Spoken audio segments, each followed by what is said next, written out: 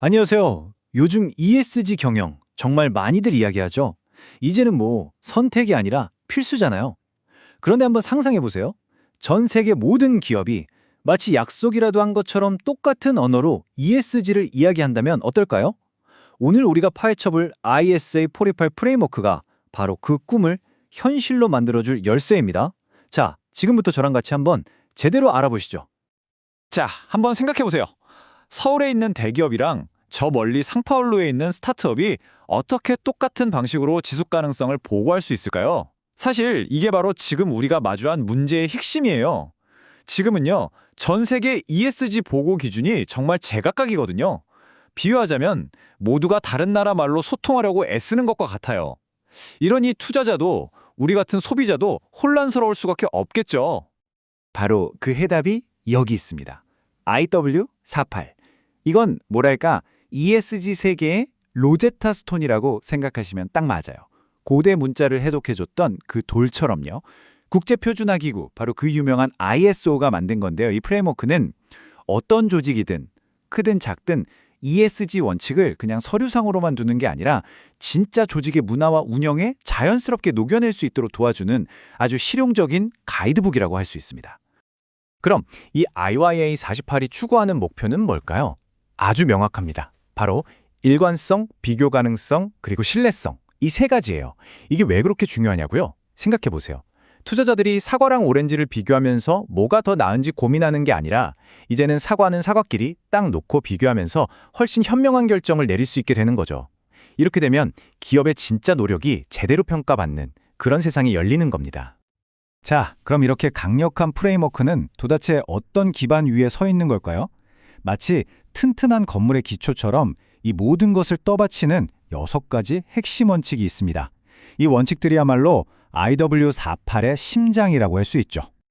여기 보이는 6가지 원칙, 이건 그냥 이거 해라, 저거 하지 마라 하는 단순한 규칙이 아니에요. ESG를 실천하는 모든 과정에 정말 구석구석 스며들어야 할 핵심 가치들입니다. 정직성에서 시작해서 성숙도까지. 이 원칙들은 조직이 딜을 잃지 않고 올바른 방향으로 나아가도록 돕는 아주 중요한 나침반 역할을 하는 거죠. 자, 그럼 지금부터 하나씩 그 의미를 뜯어보겠습니다. 첫 번째 원칙, 바로 정직성입니다. 이건 아주 간단해요. 좋은 소식이든 좀 껄끄러운 나쁜 소식이든 투명하게 다 공개하라는 겁니다. 예를 들어 볼까요? 만약에 어떤 회사가 환경 목표를 달성하지 못했어요. 그럼 그 사실을 슬쩍 숨기는 게 아니라 네, 저희가 부족했습니다 하고 솔직하게 인정하고 앞으로 이렇게 개선하겠습니다 라고 계획을 공유하는 것. 바로 이게 정직성입니다. 자, 두 번째는 결과 중심입니다. 아, 저희는 정말 좋은 의도를 가지고 있어요 라고 말하는 것만으로는 부족하다는 뜻이죠. 중요한 건 그 좋은 의도가 실제로 어떤 결과를 만들어냈느냐, 바로 이겁니다. 우리 공장이 지역사회의 수질을 개선하겠다고 했는데 그래서 진짜로 수질이 좋아졌는지를 따져보는 것. 이게 바로 결과 중심 접근법입니다. 세 번째 원칙은 형평성입니다. 이건 회사의 어떤 별정이 우리 직원, 고객, 지역사회뿐만 아니라 더 나아가서 아직 태어나지도 않은 우리 아이들, 그 미래 세대에게까지 공정한지를 생각하는 거예요.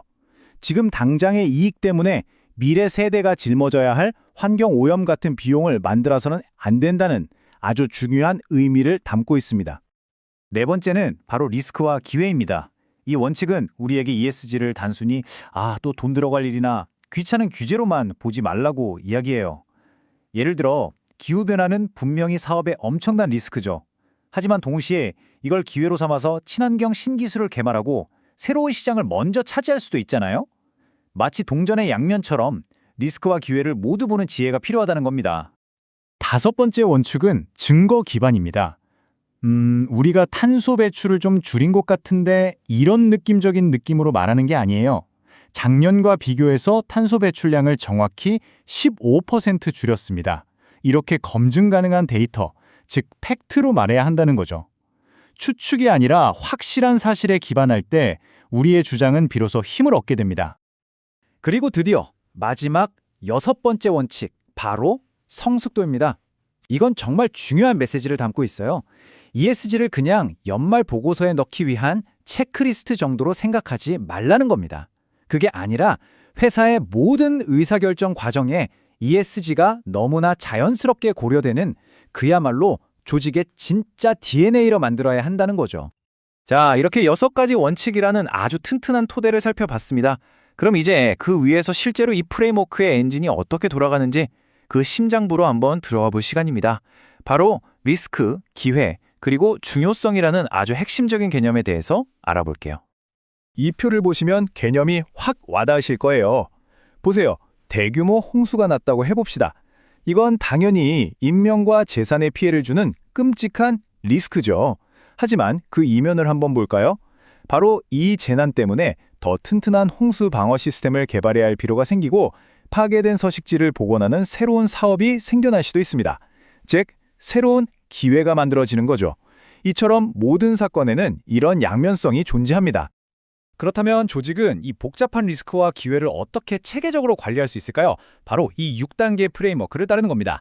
보세요. 모든 건 맨 위, 리더십, 즉 최고 경영진의 강력한 의지에서 시작되어 그리고 ESG를 조직 전체에 통합시키고 구체적인 전략을 설계해서 실행에 옮깁니다. 거기서 끝이 아니죠. 그 결과를 평가하고 거기서 배운 점을 다시 개선에 적용하는 이렇게 끊임없이 돌아가는 선순환 구조를 만드는 게 핵심입니다. 자, 다음은 정말 중요한 개념인 중요성. 영어로는 materiality라고 하는데요. 한번 생각해 보세요. 세상에는 ESG 이슈가 정말 많아요.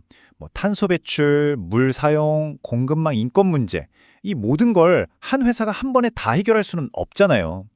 바로 그래서 이 중요성 평가가 필요한 겁니다. 수많은 이슈들 중에서 우리 회사와 우리 이해관계자들에게 가장 큰 영향을 미치는 진짜 중요한 문제가 무엇인지 그 우선순위를 정하는 과정이라고 생각하시면 됩니다. 그런데 요즘에는 한 단계 더 나아가서 바로 이 이중 중요성이라는 개념이 핵심으로 떠오르고 있어요. 이건 영향력을 일방통행이 아니라 양방향으로 보는 거예요. 자, 첫째는 내부에서 외부로 가는 방향입니다. 즉, 우리 회사가 세상에 어떤 영향을 미치는지 보는 거죠. 예를 들면 우리 공장의 탄소 배출량 같은 거요. 그리고 둘째는 반대로 외부에서 내부로 오는 방향입니다. 기후변화나 새로운 정부 규제 같은 외부 세상의 변화가 우리 회사에 어떤 영향을 미치는지를 보는 거죠. 이 두 가지를 모두 고려해야 한다는 게 핵심입니다. 그렇다면 이렇게 중요한 이슈들을 도대체 어떻게 찾아낼 수 있을까요? 회의실 책상에 앉아서 머리만 싸매고 있다고 답이 나올까요? 절대 아니죠. 정답은 오직 하나입니다. 바로 이해관계자 참여.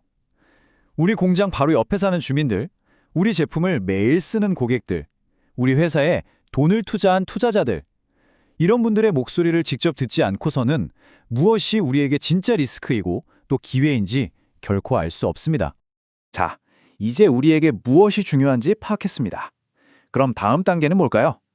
경영학에 이런 유명한 말이 있죠. 측정할 수 없으면 관리할 수 없다. 바로 측정입니다.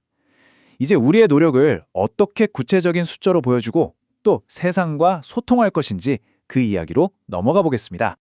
그 도구가 바로 핵심 성과 지표, 우리가 흔히 KPI라고 부르는 것입니다.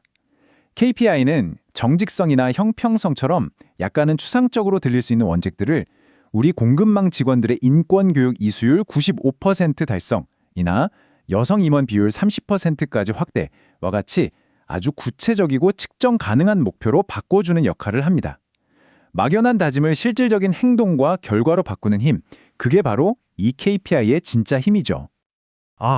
그런데 여기서 한 가지 오해하시면 안 될 게 있어요. ISW의 8이 모든 기업에 자, 이 KPI 목록대로 무조건 하세요! 하고 강요하는 그런 획일적인 메뉴판이 절대 아닙니다. 오히려 아주 훌륭한 요리책에 가깝다고 생각하시면 돼요. 기본 레시피와 원칙을 제공해주면 각 기업은 자신의 특성과 상황이라는 신선한 재료를 더해서 자신들만의 특별한 요리, 즉 가장 의미 있는 KPI를 스스로 만들어낼 수 있는 거죠. 결국 이 모든 복잡해 보이는 노력들은 궁극적으로 어디를 향하는 걸까요? 바로 단 한 단어, 신뢰입니다. 이 인용구에 나온 것처럼요. 투명성과 책임감은 그냥 좋은 말이 아니에요. 투명하게 우리의 성과를 공개하고 그 결과에 책임지는 자세를 보일 때 비로소 우리는 고객과 투자자 그리고 사회로부터 돈 주고도 살 수 없는 가장 중요한 자산, 바로 신뢰를 얻을 수 있게 되는 겁니다. 자, IWA48은 우리에게 지속 가능한 미래를 지을 수 있는 아주 정교한 청사진을 제시했습니다. 이제 공은 기업들에게 넘어갔죠? 과연 우리 기업들은 이 새로운 공용어라는 도구를 가지고 어떤 멋진 미래를 건설하게 될까요? 아니, 어쩌면 질문을 이렇게 바꿔야 할지도 모르겠습니다. 여러분이 몸담고 있는 조직은 이 청사진으로 과연 무엇을 만들어낼 것인가? 그 결과는 소비자이자 투자자, 그리고 이 사회의 구성원인 우리 모두가 함께 지켜보게 될 겁니다.